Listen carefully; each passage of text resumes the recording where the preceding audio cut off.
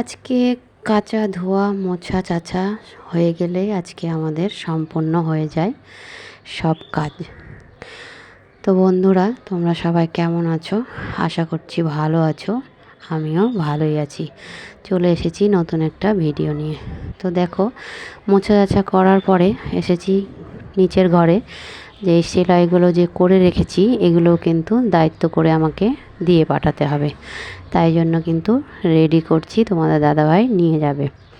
তো যাই করি না কেন সংসারের কাজ এটাও কিন্তু মাথায় রাখতে হয় বা খেয়াল রাখতে হয় যে আমাকে অন্যের কাজ যখন করছি তো এটা দায়িত্ব নিয়েই কিন্তু করতে হবে।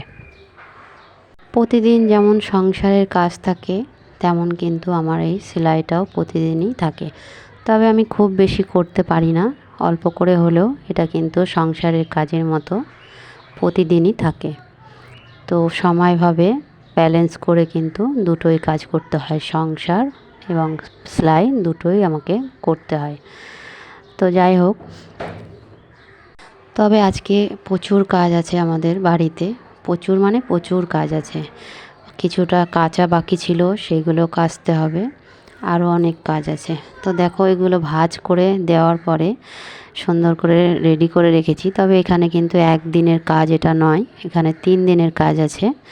তো তোমাদেরকে একটু দেখিয়ে দিলাম। তারপরে বাবা বাজার নিয়ে এসেছিলো, তো সেই বাজারগুলো তুলে রাখলাম। আর মুড়িটাও ঢেলে রাখলাম। তবে আজকে যেহেতু প্রচুর কাজ আছে সংসারে বা অনেক রকম এক্সট্রা কাজ আছে, তাই জন্য কিন্তু বাবাকে বলেছি যে আজকে সকালে মুড়ি খাওয়া দাওয়া করে নিতে। কারণ মুড়ি খেলে মানে অনেকটাই সময় আমি পাবো বা অনেকটাই এক্সট্রা কাজ করতে পারবো। তার জন্য কিন্তু সবাই মিলে মুড়ি খেয়েছি আজকে সকালে। তবে তেল দিয়ে বা অন্য এক্সট্রা তরকারি তো খাওয়া যাবে না, তার জন্য কিন্তু মুড়িটারই ব্যবস্থা করেছি সকালে। তবে কাল থেকে কিন্তু আমাদের নিরামিষ রান্না খেতে পারবো, মানে কালকে আমাদের মহাপ্রভুর ভোগ হবে। আজকে তো মঙ্গলবার আর কালকে বুধবার, তাই কালকে মহাপ্রভুর ভোগ হয়, আমাদের শ্রাদ্ধ হয় না। তার জন্য কালকে নিরামিষ আমরা কিন্তু খেতে পারবো। আর পরশুদিন আমাদের মানে মাছ খাওয়া। বৃহস্পতিবারে যদিও আমরা খাই না, তবুও কিন্তু আমাদের মানে কেউ মারা গেলে এরকম নিয়ম কিন্তু আর থাকে না। কেউ মারা গেলে সে সোমবার হোক বা বৃহস্পতিবার হোক বা শনিবার, এরকম নিয়ম যদি থাকে বা পড়ে যায় ডেট, তাহলে কিন্তু মাছ খেতেই হয়। নিরামিষ খাওয়া কিন্তু চলে না, যেই দিন আর কি মৎস্যমুখ করতে হয় সেই দিন। তো মুড়ি ঢেলে রাখার পরে সমস্ত যেগুলো বিস্কিট ছিল সেগুলো কিন্তু কোটায় কোটায় সব তুলে রেখেছিলাম বা রাখছি। যে এগুলো তো বাইরে ফেলে রাখার মতো জিনিস নয় যে এগুলো রেখে দিব বা পরে নিব, এগুলো তো চিমড়া হয়ে যায়। আজকে তো এক্সট্রা অনেক কাজ রয়েছে, তার মধ্যে আজকে মেয়ের স্কুলের খাওয়া দাওয়া রয়েছে। মানে সরস্বতী পুজোর যে খাওয়া দাওয়া হয় সেই খাওয়া দাওয়া কিন্তু আজকে ওর স্কুলে আছে। তো তাকেও রেডি করে দিতে হবে সময় মতো।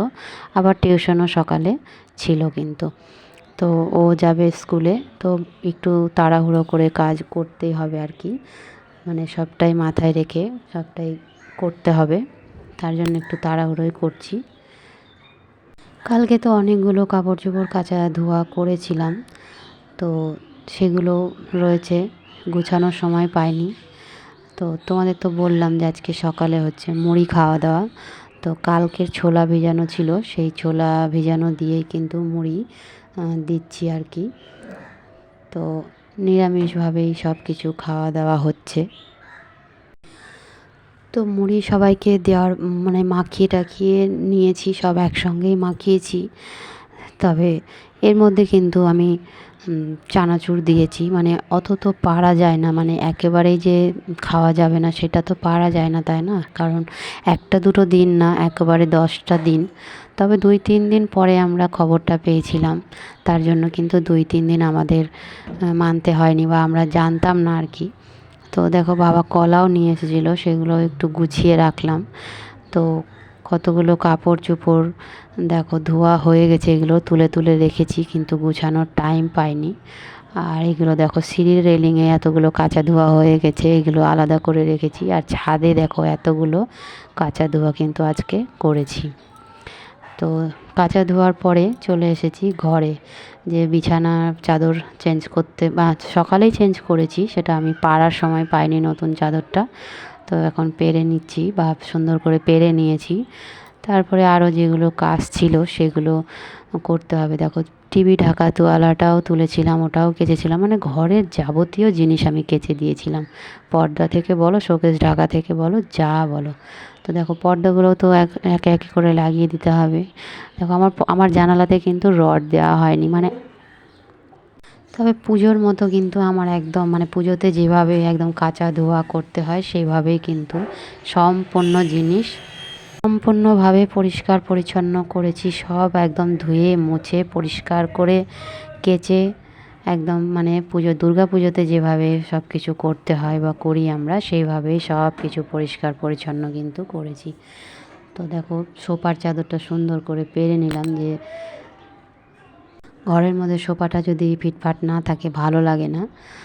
কেউ আসলে বা চট করে বসতে দেওয়ার একটা রেডি জায়গা থাকে আর কি। তো এটাকে সুন্দর করে পরিপাটি করে পরিষ্কার পরিচ্ছন্ন করে চাদরটা পেরে নিলাম। ওপরের কভারটা আমার একটু নষ্ট হয়ে গেছে, তাই কিন্তু আমি বিছানার চাদর, মানে এটা আর বিছানায় পারি না, সোফাতেই পেরে রাখি, বা সোফাতেই পারি, এভাবে কিন্তু পেরে রাখি আমি। তো দেখো, শোকেসের কিন্তু আমি কিচ্ছু গোছগাছ করতে পারিনি, এইভাবেই রয়ে গেছে।